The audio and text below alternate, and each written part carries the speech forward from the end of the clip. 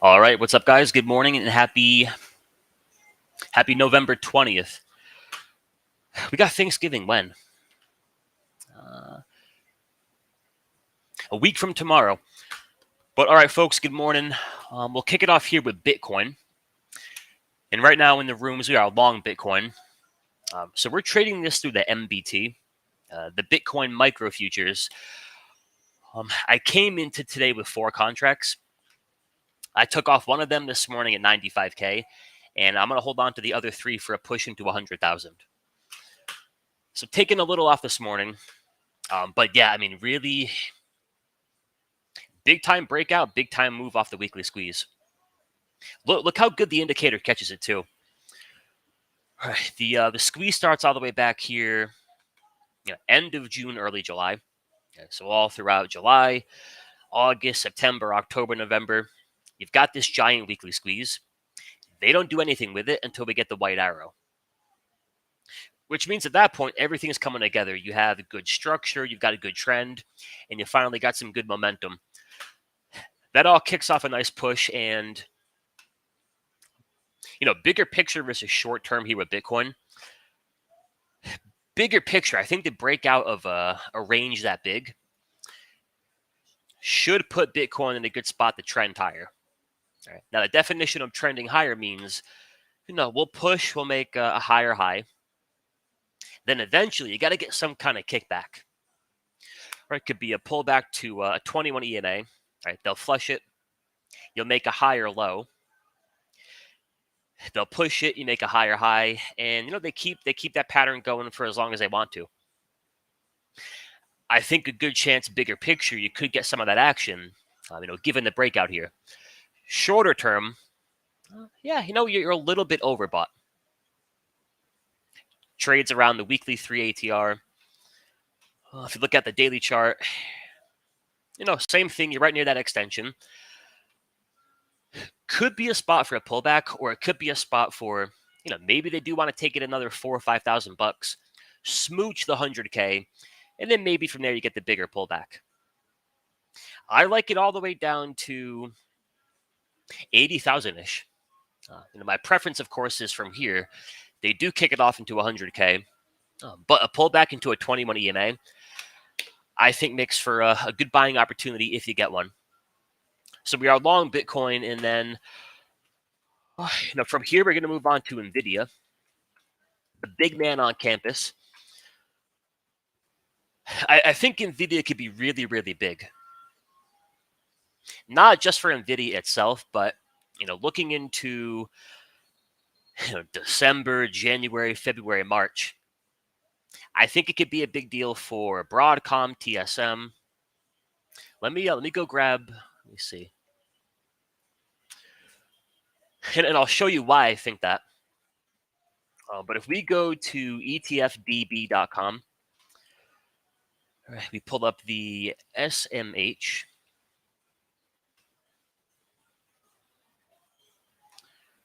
All right, so if we look at the top holdings in the SMH, number one, big dog, of course, NVIDIA. Now, NVIDIA makes up about 25% of the entire basket, which to me means what? For conversation's sake, NVIDIA has earnings tonight, and then tomorrow morning, we're waking up to a 10, 12, 15% gap higher. To be clear, I'm not saying we're going to, but to get you thinking, we get a big gap up in NVIDIA and it runs. What do you all think that does for the SMH? Now, admittedly, I think NVIDIA looks a lot better right now than the SMH. But being that NVIDIA makes up a quarter of the basket, if they pop it and rip it, that's going to do a lot of good here for the SMH. Looking a couple of months down the road, if they can ever fire that squeeze to the upside, the weekly squeeze here on the SMH, you're looking for a move into 290, 300. All right, now think if the SMH can run for another 60, 70 bucks, never mind NVIDIA, what do we think that does for the other top holdings? TSM makes up 13%. Broadcom makes up about 8%. I think for the most part, you watch those three: Nvidia, TSM, Broadcom, and then you got the AMDs, the TXNs, AMATs, Qualcomms, etc. My thinking is, if then statements, if Nvidia gaps up and runs, going to be great for the SMH. If they can get the SMH moving, should be good for Broadcom and TSM. Short term versus bigger picture. Get a good pop at Nvidia tomorrow. I think the idea of look at Broadcom, and the key here is you have to size these as a lottery trade. Nvidia could totally bomb tonight, and they're gapping it down 10-15 tomorrow. Right. But for conversation's sake, if Nvidia beats and they're gapping up and breaking out, you could go look at a Broadcom here. One way to play Nvidia earnings, go to Broadcom, go to this Friday's expiration. You could buy even a 170 call. Grab it for $1.25, $1.30-ish. If Nvidia gaps up, I don't think asking too much here for Broadcom to try to fill the gap. They maybe even get it back into the 21 EMA. If Nvidia goes well, that can be the short-term reaction. In Broadcom, TSM, etc. Looking a bit further down the road, and this all kind of lines up as far as timing with the SMH. Broadcom also has a big weekly squeeze. All right, so at the top of the SMH hill, let me draw a hill here. Up here, of course, you have Nvidia. Numero uno, the big boy. Where that goes in a big fashion, you look for Broadcom, TSM, etc. to all follow suit. The opposite could all happen. They hammer Nvidia. Not going to be good for Broadcom, not going to be good for TSM. But bigger picture, I'm looking at Broadcom in a big weekly squeeze. I'm looking at the SMH in a big weekly squeeze. But for one, it kind of has me thinking as a group, they haven't even woke up yet. Like, yeah, Nvidia's made a nice move. It's been doing good work, but the group itself, we ain't getting anything right now, other than a big old buildup of energy. Might be a month down the road, might be 5 months down the road. Eventually, they're going to fire the weekly squeeze. If they fire that long, I think you get the SMH into 290, 300. They fire the thing short, we can get it down to 200 or lower. Right. And on that path, Nvidia, Broadcom, TSM, right, they're all going to work together. So the king of the hill with earnings tonight, big, of course, for Nvidia, but I think bigger for the group and a few of those top holdings. So that is that on that one. I'm not sure what the pricing in for an expected move, but we shall take a peek later. Moving on from Nvidia, Mama Market herself. Looking at the NQ, we've had a good amount of back and forth. You had the election pump, you had the pullback, and now everything's just hanging out, trying to figure out the next move. When we look at the weekly squeeze, which, hey, for all I know, this all changes tomorrow. But for now, when I look at the weekly chart, the only thing I can think is that everything's trying to go much higher. If the white arrow disappears, meaning at any point if the weekly squeeze is no longer an A+ setup, I've got to change the opinion. But when we got the white arrow back there, right, that kicked off a nice multi-month move. We got it again, that kicked off a nice push. Just because we're getting the same signal never guarantees we're going to get a similar move. But trading is a game of probabilities. Until the white arrow vanishes, probabilities favor they want to take that squeeze, try to get a move going into 22,000, maybe a bit higher. Go look at your QQQ holdings, right? Nvidia really matters. Nvidia's gapping into 160, 170 tomorrow. That is great for the NQ weekly. That might help it take out the high and fire long. Nvidia's getting slammed tomorrow, the opposite. But at the moment, doesn't mean I'm waking up every day and buying every call out there, but I can't be bearish. Yeah, maybe look for a day trade short, maybe look for a quick scalp. Until that signal disappears, it might be this week, might be a month down the road. I've got to think there's a path into 22K. If that is the outcome, what happens to your Googles, your Nvidias, your Apples, your Amazons? They're going to get some big time wind at their back. So jump over to an Apple. And right now in the room, we have the 240 calls for January. I'm trying to get a move into 245, 250. Right now, Amazon or Apple, rather, building up a lot of energy. No guarantee it goes higher, no guarantee it goes lower. But, one thing's for sure, it's fixing the busted move. A huge part of the path forward for Apple is going to be the QQQ. They gap up NVIDIA tomorrow. They gap up the QQQ. That's going to help Apple get it going. 4-hour squeeze, a daily squeeze, a 2-day squeeze, a 3-day squeeze, and a weekly squeeze. They all begin to fire long. I think it's a $250 stock. They all fire short. Right? NVIDIA is a total dud tomorrow. Then I think you get the opposite. Below 220, I want to get rid of my calls. I don't think anything good happens for bulls below the weekly 21. If they can keep it above that and keep on making a little progress, I'm not only going to hold the trade, but eventually try to find a spot to buy more. January expiration 240 call. Next up is Tesla. We were talking about this one in my room yesterday. I think the action is really it's very much par for the course. Gap it up, pump it again, pump it again, pump it again. At some point, guys, you got a lot of Johnny come latelys. They want to jump on the bandwagon. They want in on the action. And they're buying the 390 calls, 380, 400, 415. We never know exactly when, but we know at some point we're going to get the flush. Now, the flush on Tesla changes nothing. You go from 360 down to 300-ish, but nothing changes as far as the signals. Nothing changes as far as the structure. If you're bullish on Tesla up here at 360, I think you should be more bullish down here at 305-ish. You even look at an hourly chart. Don't get me wrong, you're buying calls up here. The pullback is not any fun.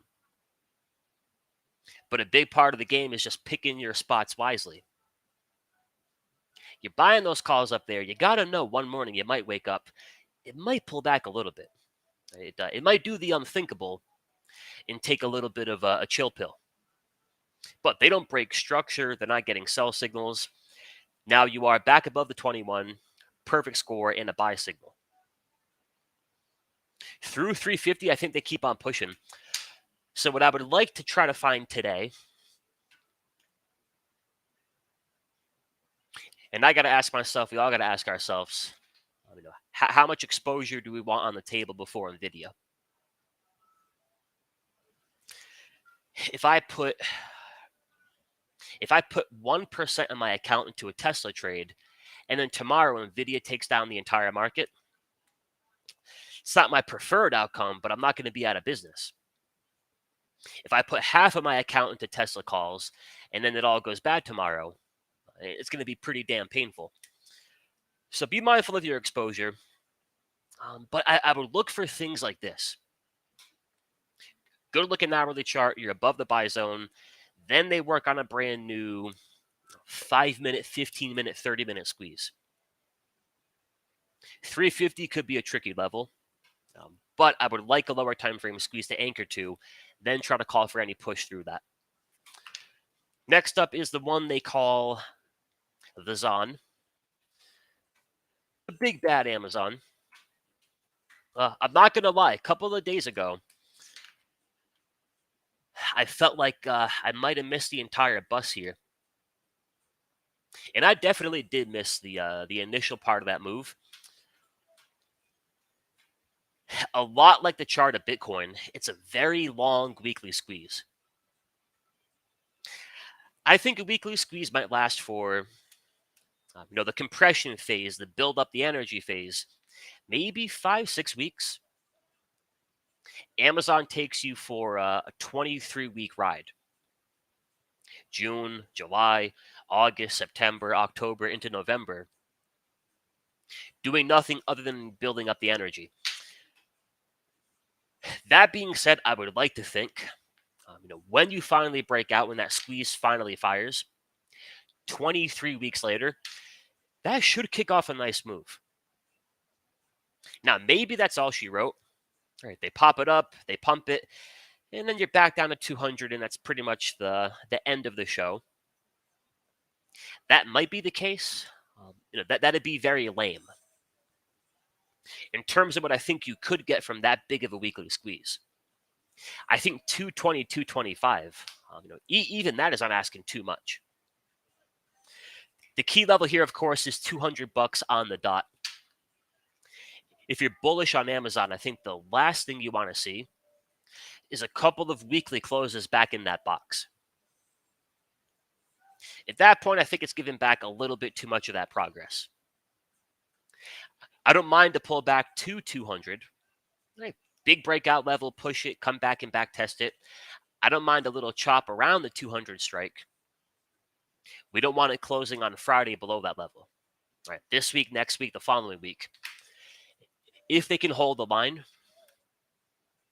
I think that that 221 EMA level, there's your new buy zone. A, can they hold it? So far they do. B, can they cancel every sell signal? So far they do. Next thing we got to get here are some buy triggers. Right. I like that daily chart a lot. It paints a pretty bullish picture. Good structure, good momentum, buy signals, good score of 13. Then I look at my 4-hour chart down to a 5-minute. They're all neutral. If we can get a 15-minute buy signal coming through, a 30-minute buy signal, then I think you get a little lift off of that 200 spot. So we're keeping an eye on that bad boy. And then Google here. Go back even a month ago. Google not looking too hot. Crappy structure, no momentum. Pretty good turnaround here. And then check out the weekly. Brand spanking new weekly squeeze, which means we're early. They might take it into 195 next week, but in most cases, they got to get another couple of weeks into compression. Keep on chopping it, keep on building up a structure, build up a little more energy, then they go for the push. But they'll go for it when they want to. We've got the blue arrow. That makes that the slingshot squeeze. Right? Really good trend, really good structure. Everything lines up for a push towards 195, 200, except momentum. We've got to get the MACD down there back above zero. Now, let me show you a few examples because I think it's so important. We have timing and we have direction. Two things we're always trying to call for as traders. Well, I can look at the weekly chart in an uptrend with good structure, stacked EMAs, a score of 13. I can call for direction. I think for now there's a better chance that fires to the upside. What I can't tell you is whether or not that's going to be today, tomorrow, next week, or in March. We have to get that MACD turn. Now, one recent example, like I mentioned,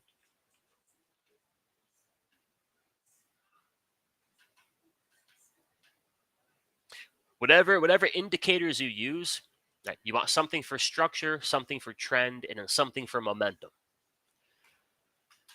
All throughout back here, right, June, July, August, September, October, The analogy I like is it's a Ferrari with no gas in the tank, meaning good looking squeeze visually. Right? The EMAs are stacked positively, 21 above the 50, 50 above the 200. It all looks and smells pretty bullish. Looks like a Ferrari. Then I checked the gas tank, right? And from June, July, August, September into October, we've got no gas. I woke up, somebody dropped off a brand new Ferrari in my driveway, and I can't do anything with it. I can just sit there and admire it. Timing, right? I don't want to buy, and you get different styles of trading, of course. I don't want to buy Bitcoin back here. May of 2024, and then they're finally paying me all the way in here in December. I want to buy it and get paid a little quicker. So notice, nothing happens until momentum finally crosses back above zero. And then for the first time in months, you finally get some action. Little gas in the Ferrari, and we're going for it. That'll be the key on the Google weekly chart. We have everything except that momentum cross. Now check out Google from the 4-hour. This is going back a bit.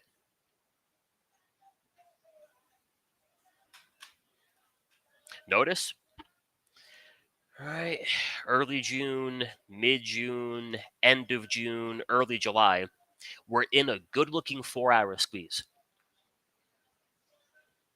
Structure's bullish. The EMAs are stacked positively. You got a good uptrend. Everything looks like you want to call for direction higher. But man, if I'm buying those calls back here on the 3rd of June, and then a week goes by, 2 weeks goes by, 3 weeks goes by, I might be right on direction, but I'm not that accurate on my timing. What's missing all throughout that period? Momentum. The MACD breaks back here, trends lower, hangs out below zero, crosses positive, off goes Google. Now, here's the danger of that kind of setup. Look at a, oh, God, what was it? I'm trying to think of a really good example as of late.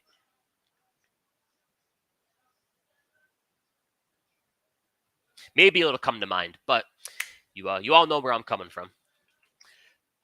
The Google weekly chart, not one I'm going to buy in a big rush, but one I've definitely got to keep an eye on. Was it Starbucks? Yeah, so look at Starbucks. The daily squeeze starts back in October 4th. We're going on almost 2 months. You enter a daily squeeze, and we're trying to push, and we're not breaking out. We're going up, we're going down. It looks bullish. You don't have any momentum turn. I've tried jumping in early and buying them on that signal. Like, all right, I got everything but momentum. I'm going to jump in. I'm going to front run that momentum cross. And then I'm caught in, a multi-day, multi-week absolute chop fest. Nothing makes me crankier. But all right, so there's Google. We looked at Apple. We looked at Amazon, Nvidia, Tesla. Few names I don't think look all that great here. One being Microsoft. I would not be in a big rush to buy that one. And then Meta. And for full transparency, I'm long Meta. And for more transparency, that might have been my crappiest entry of the entire year. No exaggeration. It's got a call wall up here at 600. If you follow Spot Gamma, you know the call wall is it's a brick wall. Right, and 1, 2, 3 times in a row, they spank it lower. I came in on that candle and bought it right under the brick wall. Maybe not a trade I want to fall in love with. And then they hammered it lower. So out of my 3 trades, that is the dud. I'm liking Apple, and I'm liking the Bitcoin.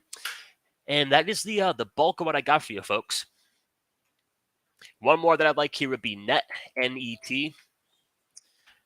I might not get my entry today, but I like the 4-hour squeeze there. I like the daily squeeze, and I like the weekly. Very clean. Home Depot's on a couple of the scans. I wouldn't put it before net, but maybe one to keep in your back pocket. But that is that, my friends. Any questions? Anything y'all want to look at? I've got a couple of minutes to hang out, and then I got to jump on the mic with the folks in my room. Let me check my Bitcoin real quick here. Now to continue that discussion, the 4-hour on Bitcoin.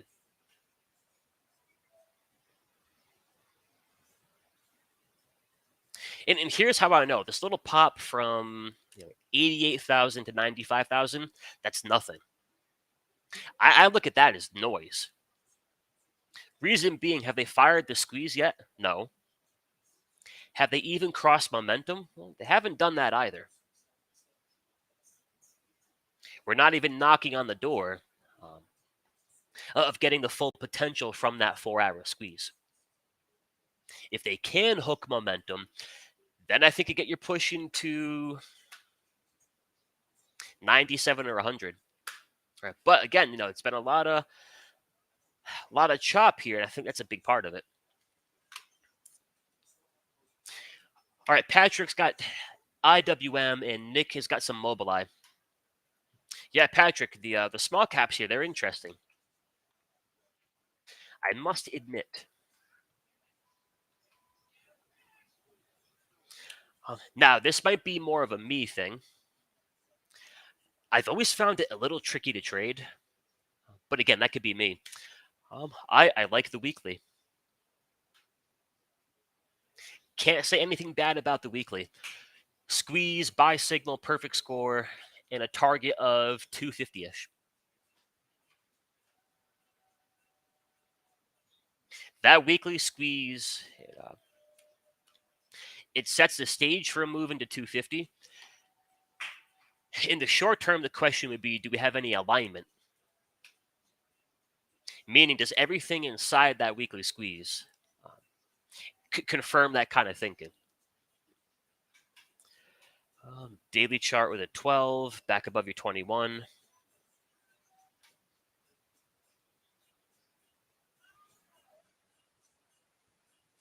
What I would do on my end, and if anything, they're making my job a little easy here. I'm going to mark up the daily 21 EMA to 229-ish. And now moving forward, that's going to be my line in the sand. They break below it, close below it. I don't want to be long IWM. Doesn't mean I have to short it. But if I want to call for a short-term path into 235, 240, maybe higher, at a bare minimum, they've got to hold the line there. Above that 21 EMA, then it can serve as a launching pad. There. We got the rocket ship on the launching pad, then we can take liftoff. Something's got to trigger the liftoff. We got to get a little oomph going. The oomph would come from, now you're getting a 15-minute buy signal. Then you get a 30, then you get a 1 hour or 2 hour. If everything can align for a push higher from the ground up, that can get that weekly squeeze going. I love the idea of buying it down here, way more than I do all the way up here. Good way to look at it. They gap it up, they push it. They pushed it towards the target. They flush it back down to support. A lot of retail traders buy it up here. A lot of the quote-unquote smarter money, they're buying it back here on the kickback. So I would look for a trigger above that 21 EMA. Next up is Mobileye. Not that it matters. But didn't Mobileye get bought out at one point and then they returned from the abyss? thought I remember them getting bought out back in the day. All right, let's take a look here at the Mobileye.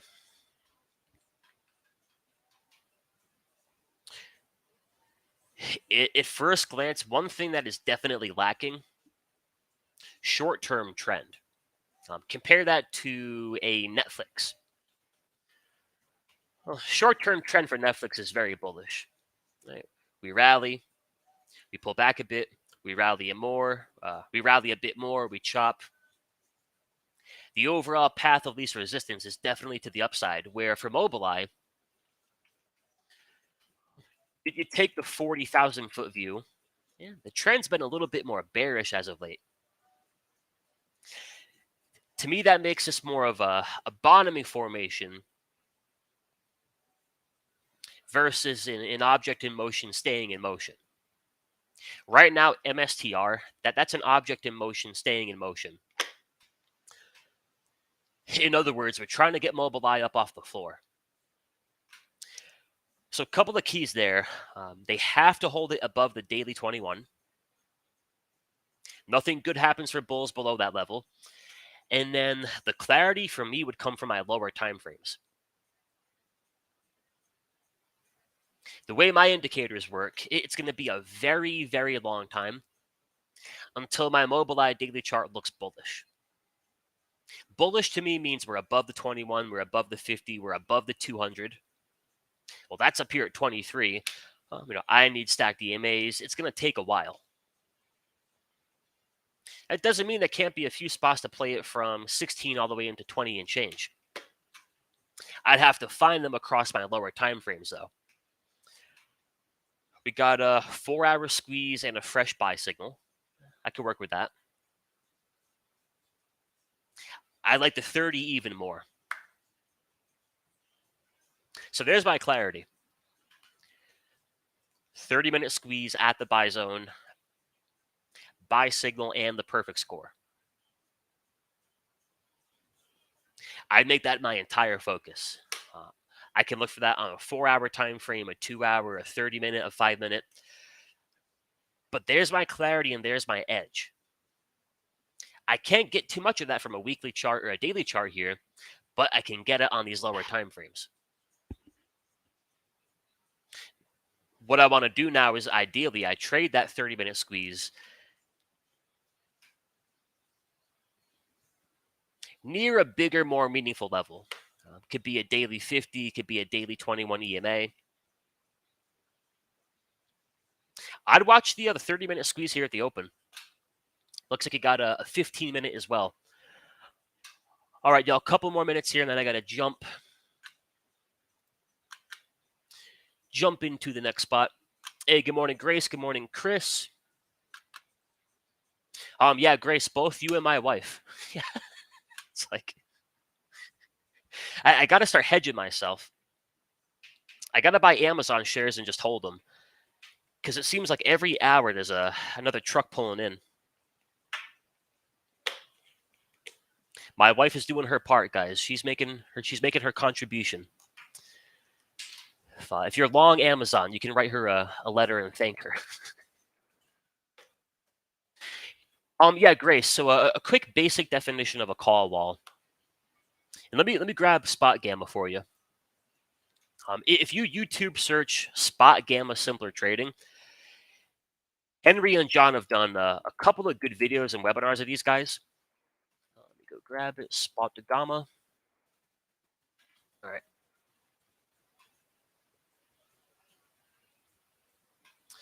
All right. So if I come in here and let's look for Tesla.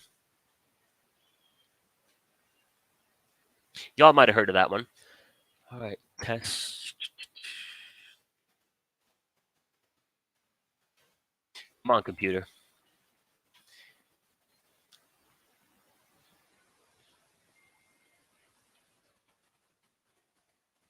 Well, better yet, Apple. All right. So Apple has a call wall at 235. So go pull up the old Apple. All right. So call wall up here at 235. All right. Basic definition. Until that call wall changes, Right, could drop down to 230, could be up here at 240. That level can become one of two things. Right? It can be a magnet. So good recent example is Meta. On Meta, you have the spot gamma call wall up here at $600. Now, when you're under it, right, maybe you're at 560, 570, 580. That call wall can make for a giant magnet,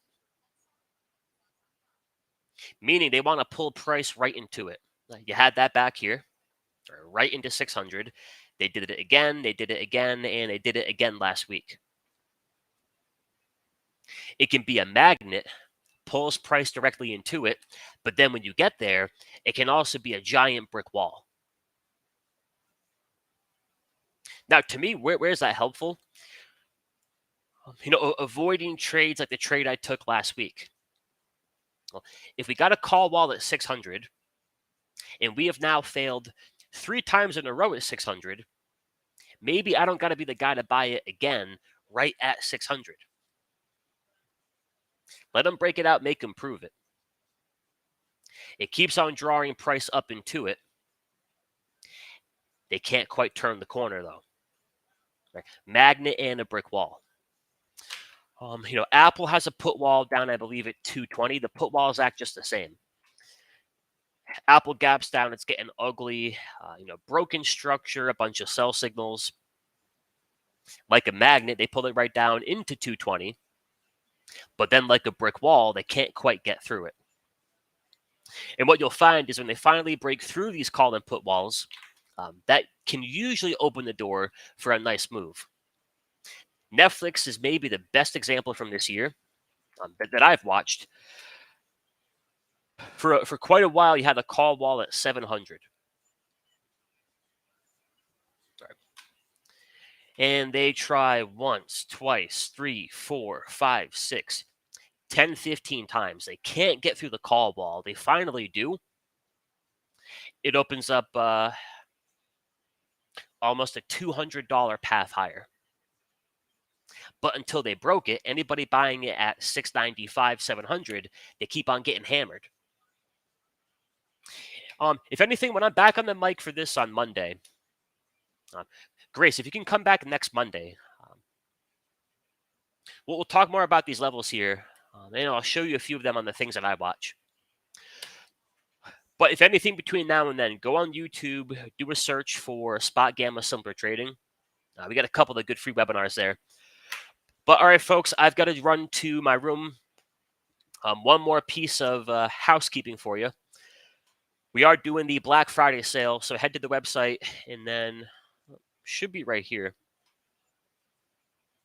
Yeah, head to the website and then click on that tab. If you've been looking for any indicators, any classes, any memberships, Henry's got some good stuff. You got Roggy, you got Trendy, JC. You got that sketchy fella right there. Check it out, 30% off. All kinds of good stuff. But hey, thank you as always for your time. I appreciate you all being here. Have a great rest of your Wednesday rather. Get the popcorn ready for NVIDIA, and I will